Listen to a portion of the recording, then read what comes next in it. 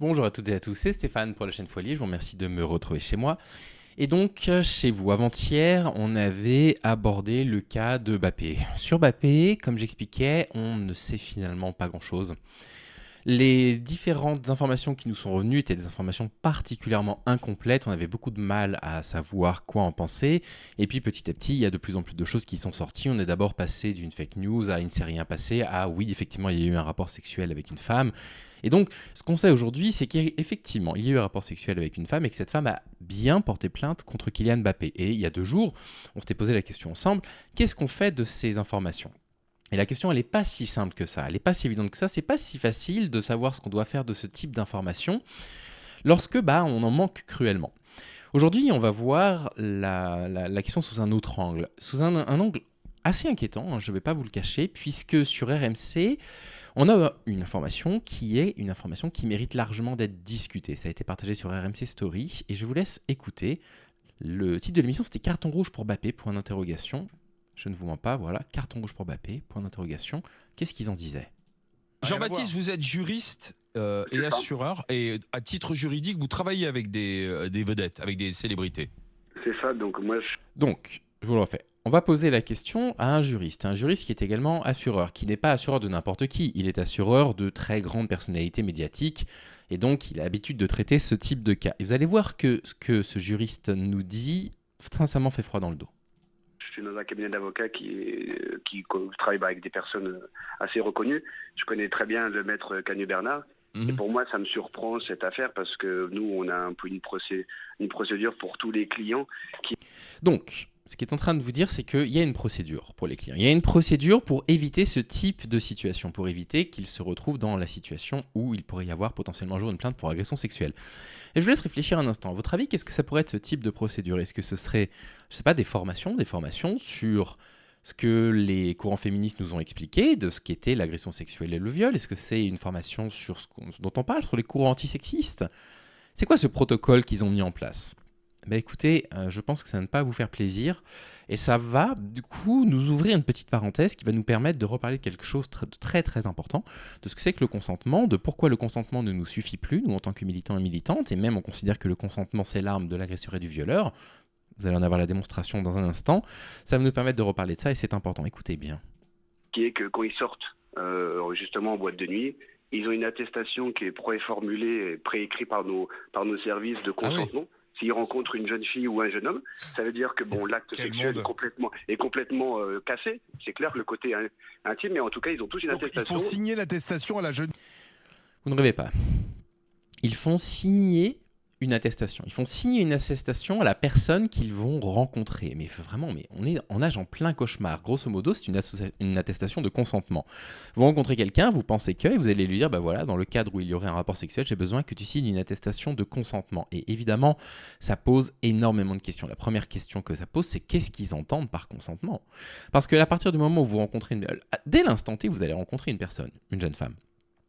Et la personne va, se sentir séduite par vous. Elle pourrait tout à fait à ce moment-là se dire oui, si jamais la soirée va dans telle ou telle direction, ouais, je ne serais pas contre. Et puis au moment de l'instant, au moment du rapport sexuel, mais en fait, ce qui a été signé 1 heure auparavant, une demi-heure auparavant, ne vaut absolument plus.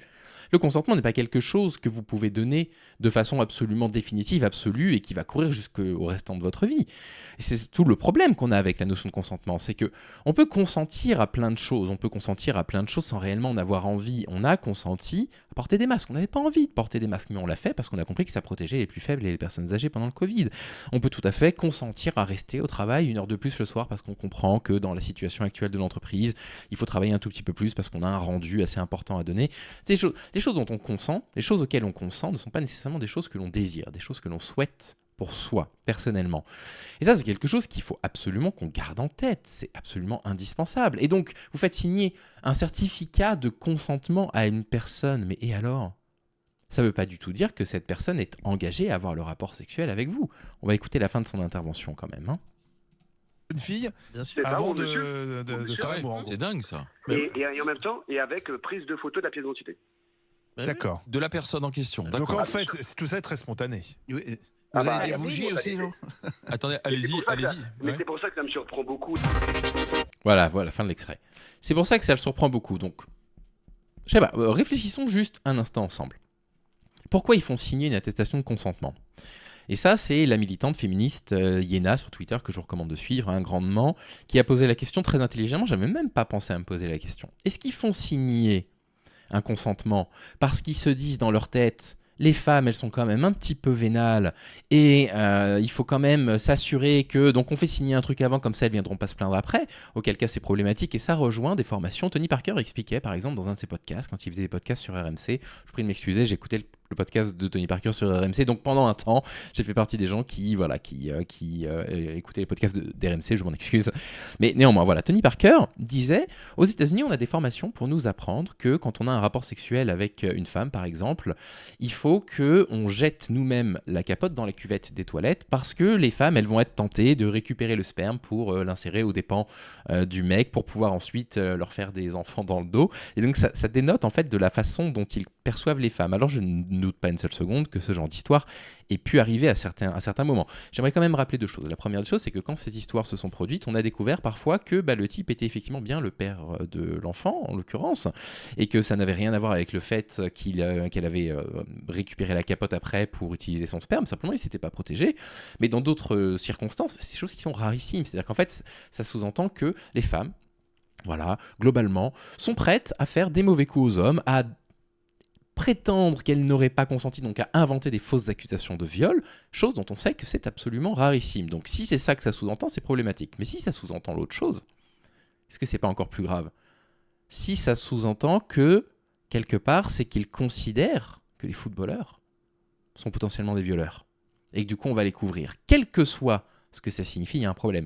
C'est-à-dire que soit ça veut dire on considère que les femmes elles sont vénales, soit ça veut dire on considère que ouais, c'est quand même des gens un peu célèbres, machin, donc ils peuvent avoir un rapport avec le consentement qui est un rapport assez ambigu. Donc une dernière fois, vous le voyez, dans la façon dont c'est présenté, quand vous voyez des militantes féministes vous dire le consentement c'est l'arme du violeur, je vois des gens qui s'offusquent, ah non mais ça va, machin. Vous voyez en fait à quel point le consentement peut être utilisé comme une arme de viol. Je t'ai fait signer un papier où tu disais que tu consentais à un rapport sexuel. Donc tu dois consentir à tout ce qui vient après. Le consentement, là, dans ce cas-là, est utilisé pour qu'ensuite, une fois qu'il a été signé, le mec puisse faire exactement ce qu'il veut, ce qu'il souhaite. Et ça fonctionne pas. À partir du moment où vous allez imposer une relation sexuelle, un type de relation à une femme qui ne le désire pas, vous êtes dans l'agression sexuelle ou dans le viol, automatiquement. Le problème, c'est que si on ne fait qu'inscrire la notion de consentement juridiquement dans le droit, on va avoir ce genre de dérive-là. On va avoir ce type de dérive de ouais, mais elle a signé un papier de consentement avec Kylian Mbappé, donc de quoi elle se plaint ? De quoi elle se plaint ? Peut-être que dans l'instant, elle en avait envie, qu'elle n'en avait pas envie après. Et allons encore plus loin, vous commencez à avoir un rapport sexuel avec une personne qui le désire, qui en a envie. Si cette personne souhaite arrêter l'acte sexuel en plein milieu, elle en a, mais totalement le droit. Et utiliser le consentement comme une arme pour prolonger le rapport sexuel, c'est utiliser une arme de l'agresseur. Tu m'avais dit que t'étais ok, tu te rends compte, tu peux quand même pas me laisser comme ça, nanana. C'est un scandale. À partir du moment où une femme dit « je ne veux plus du rapport sexuel », le rapport sexuel s'arrête, point barre. Il n'y a aucune discussion en fait à apporter. Et le consentement est utilisé là pour imposer des rapports à des femmes qui pourraient ne pas en avoir. Et la deuxième des choses qui est très intéressante, c'est que vous avez bien évidemment les anti-woke, les journalistes du magazine Franc-Tireur, je ne sais pas combien de personnes qui s'amusent à tenir ce type de propos, qui ne cessent de répéter « ah avec le consentement, au bout d'un moment, on finira par signer un papier ». Et vous voyez, que oui, d'accord, ok, ça peut arriver dans certaines circonstances très rares, des personnes très célèbres, et deux, en fait, ça change rien. Quand bien même il y aurait des signatures de consentement, ça changerait rien. Une femme qui a signé un consentement à un rapport sexuel peut être violée. Parce qu'elle peut avoir voulu retirer son consentement, et le mec peut ne pas en avoir tenu compte. Et donc, cette parodie qui avait été faite avec le principal PC politiquement correct qui demande à tous les principaux PC qui travaillent avec lui de leur donner le formulaire de consentement pour vérifier que le rapport sexuel était safe, ne veut rien dire. Ça veut rien dire. Vous pouvez signer un rapport de pré-consentement, ça ne signifie rien. C'est littéralement un rapport de pré-consentement. Ça veut dire je consens à l'instant T à vouloir un rapport sexuel. Et puis voilà, on va considérer.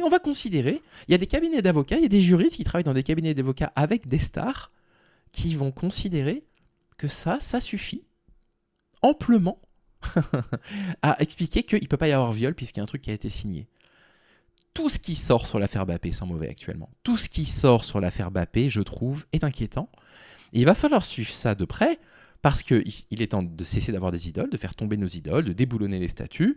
Kylian Mbappé, tout Kylian Mbappé qu'il est, si c'est un agresseur sexuel, on ne le veut plus dans l'espace public. Voilà. Voilà ce que je voulais vous dire. Tout ça, je trouve, est particulièrement inquiétant. Je vous remercie en tout cas d'avoir suivi cet épisode. On va suivre ça, puis on en reparlera si nécessaire. J'espère que tout va bien pour vous. Je vous souhaite de prendre soin de vous et je vous dis à très vite. Salut les amis.